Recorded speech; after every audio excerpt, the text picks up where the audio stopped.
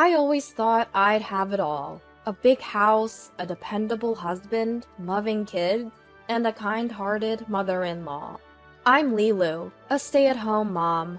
I married Eden, my college sweetheart. We knew going in that we'd be living with his parents. But then my mother-in-law passed away with death, and my mother-in-law's health deteriorated. We had to sell their property to settle those debts. Eden has a sister, but we kept 80% of the money from the sale to take care of my mother-in-law. So we built a 5-bedroom house for us, our 2 kids, and my mother-in-law. I'm sorry you've had to go through all this trouble for me. Taking care of my bedridden mother-in-law was challenging, but her gratitude made it bearable. Thanks for always being there. Why don't you take some time off today? I'll take over. Eden also pitches in with housework and childcare, which gives me some time to myself. Then one day, my divorced sister-in-law moved in. She had been living with a guy who had a gambling problem. He'd borrow money from people and let them take advantage of her. This left her with PTSD and a fear of men. She's getting treatment now. She's a single mom with 2 kids, and we can't just turn our backs on her. I feel so sorry for her. She should stay with us for a while. Thank you, Lilu. We agreed she could stay for a year to heal and become independent. But 2 years have passed. My once humble sister-in-law has grown rather arrogant. We initially didn't ask her for money, but Eden finally told her to contribute $300 a month, which she does. Even so, $300 for her and her 2 kids is hardly enough. And she started to act like she owns the place. For example, we have a rule about doing our own laundry, but she puts hers in our basket. I decided it was time to set things straight. Please follow the rules. Your contribution isn't enough, and you've overstayed your welcome. Can you please move out? Well, this is basically my family home. Maybe it's because she inherited 80% of the sale of her parents' property, and her mother lives here, but she acts like this is her home.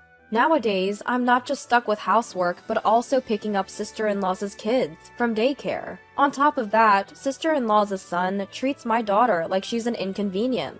I can't even spend quality time with my own child because of this situation.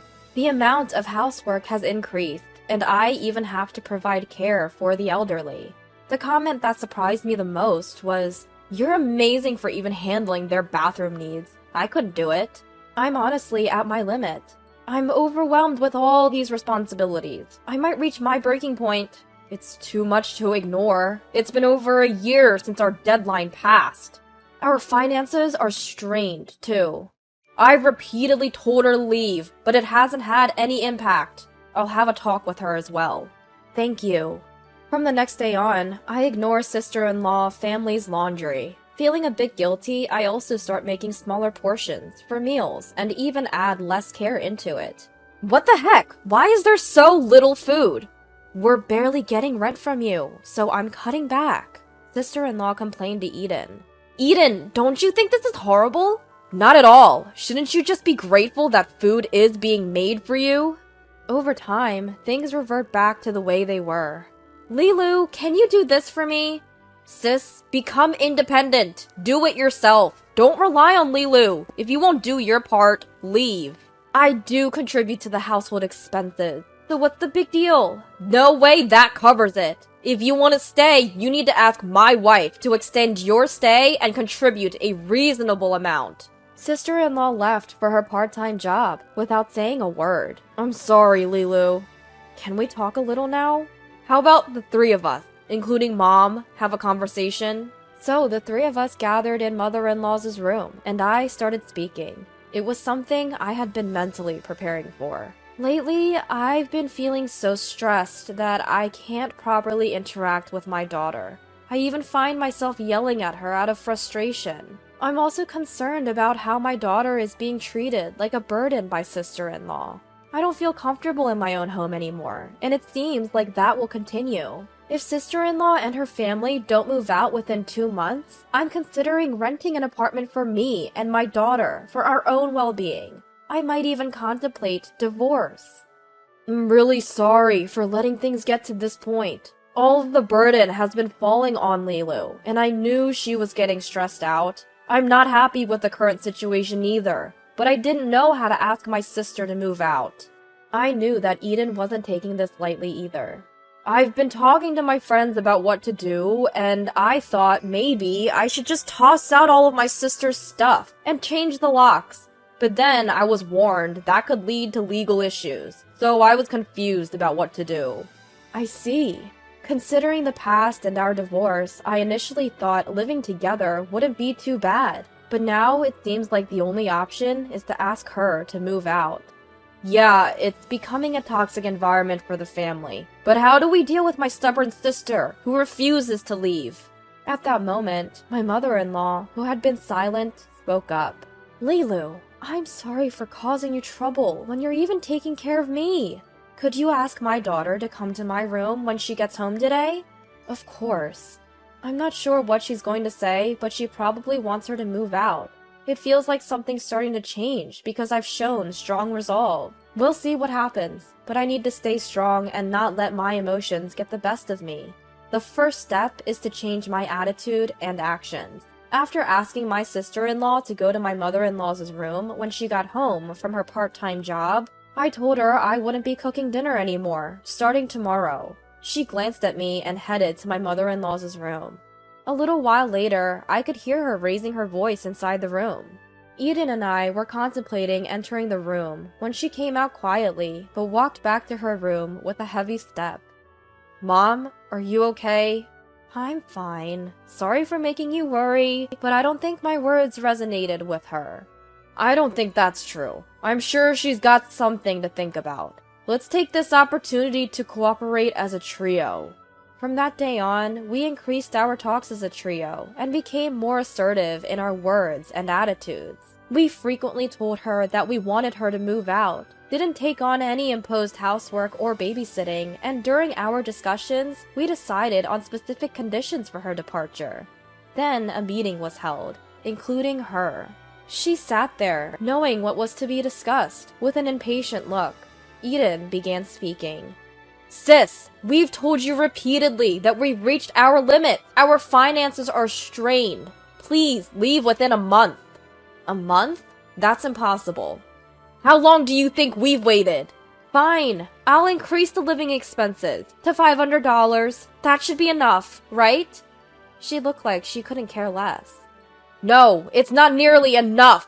Like I've said before, if you want to stay here, first agree to our terms, and then apologize to Lilu for causing her trouble. This isn't your home. It's the home of me, Lilu, and our children. Let's make that clear, so there's no misunderstanding.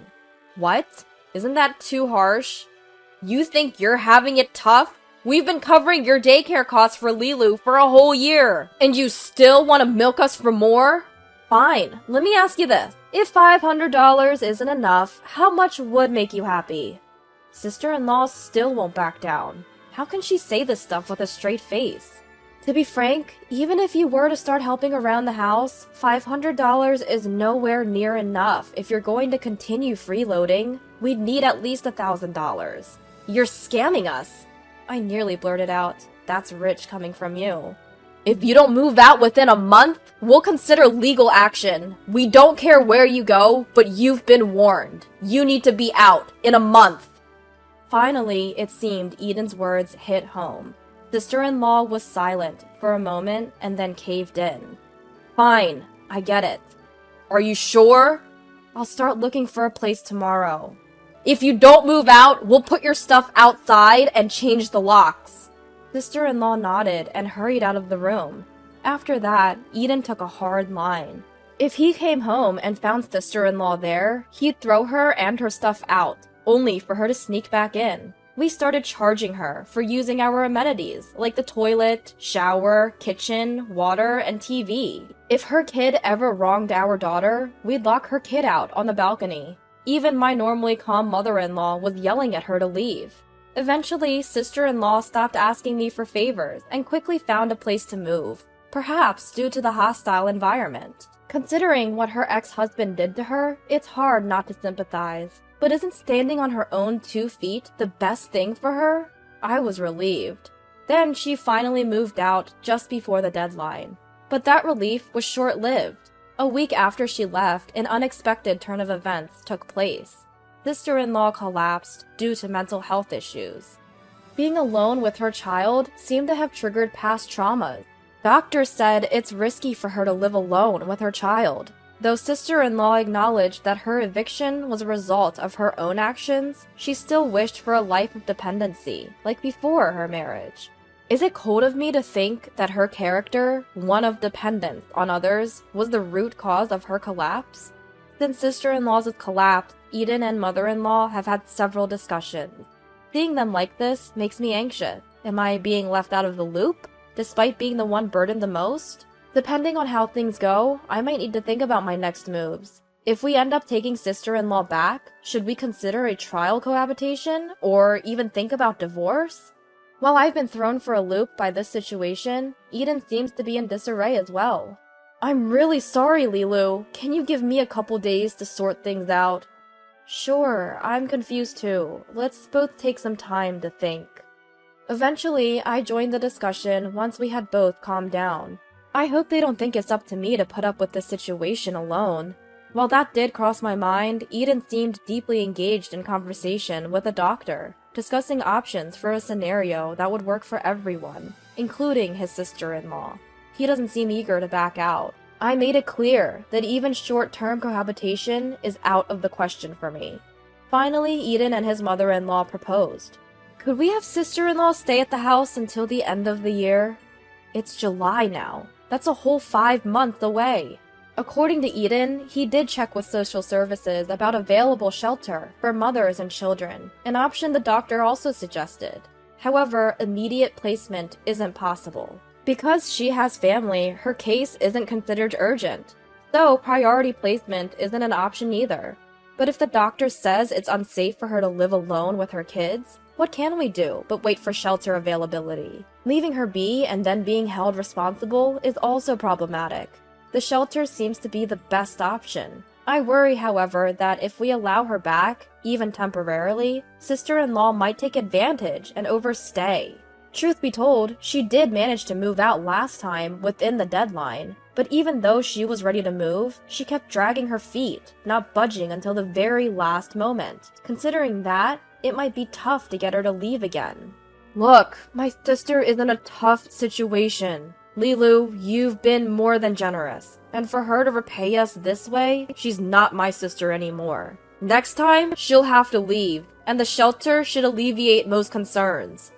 Eden laid out conditions until she can enter the shelter. Sister-in-law will handle all cleaning and post-meal chores, help mother-in-law with her nighttime needs and bath.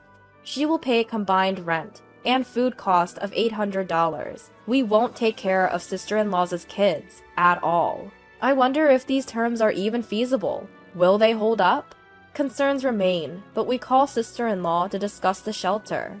The doctor also thinks it's best for you to go to the shelter and aim for independence. If you're worried about living alone with your kids, it's a good option.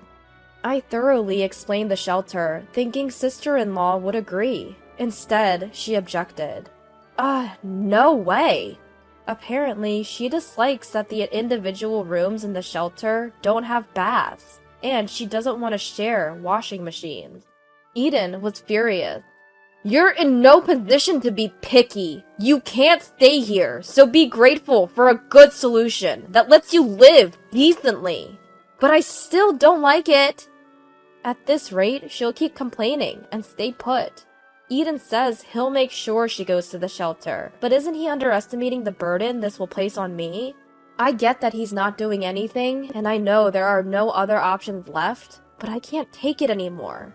The next day, I quickly made arrangements, packed our bags, and left the house with my daughter, leaving to protect myself and my daughter. I wrote in a note as I left. Just as I stepped out, as expected, sister-in-law came back and looked already distressed. She's been calling me non-stop. Our home is a mess! I thought you'd be here, Lilu! What's the point if you're not? It would be a heartwarming scene in a romance drama to hear, it's meaningless without you. But this is reality. You're reaping what you sowed by not becoming independent. If we divorce, it's on you. Take care of mother-in-law. I was firm. She cried loudly, but I didn't care. I've received several calls from Eden and mother-in-law, begging me to return. Please, Lilu, come back. I have zero intention of coming back, as long as sister-in-law is there. Kick her out, or I'll demand alimony during the divorce trial. We'll have to sell the house then. Even I think I'm being cold. It hurts, but it's the only way to protect what matters to me. It's a good opportunity to make them realize how much they rely on me. Since leaving the house, despite my fears, it's been meaningful to spend one-on-one time with my daughter. Eden has been contacting me daily. He told me that sister-in-law wasn't lifting a finger at home, that the caregiving was a mess, and he had to take off work to handle things. Eventually, he kicked her out. Receiving that message, a part of me is torn about whether to go back or not. Lilu and the kids are my top priority. I want us all to live together. I'm taking care of Mom myself right now, but it's affecting my job. I'm thinking about hiring a helper. However, that's not financially sustainable in the long run. You might have to work part-time. We can't put Mom in a facility immediately, and even if we do, it's going to be expensive. I agreed to live with your mom and take care of her when we got married, and I'll continue to do so. Your mom's been good to me too. But your sister will be back. She always is. She's returned home within a week before, so I want to watch the situation for at least a month. Understood. I'll hire a helper for 1 month. If Mom can move into a mother-child home soon, that would solve everything. Even though the doctor recommends it, the welfare officer won't consider it. They say it's too cruel to kick her out. I'll talk to them again. Thank you. After that, the sister-in-law comes back to our home yet again. Despite Eden's constant visits to the welfare office, the officer is only sympathetic. The situation is not improving. The stress and sleeplessness it causes me enrages Eden, who begins ignoring both his sister and her child. He confronts the welfare officer multiple times. My wife is sick because of my sister. We're even discussing divorce. If our family falls apart, it's partly your fault too. If you think she's so pitiful, why don't you adopt her? Between the stress about his sister, the uproar, the fatigue from a busy work period, and caregiving, Eden ends up in the hospital with a stomach ulcer. Although both of us collapsing secured a spot in the home, the sister-in-law starts complaining again. Seeing this, the mother-in-law spoke up. Why are you still here? You're still being allowed to stay, given the circumstances? Silent, the sister-in-law finally moves into the mother-child home. It seems she's getting by just fine now. We've hired a helper to care for the mother-in-law. Given her wishes and after considering our finances, we might move her into a facility. Peace has finally returned to our family. I'll never forget how my husband cried tears of joy when he saw me and the kids return home.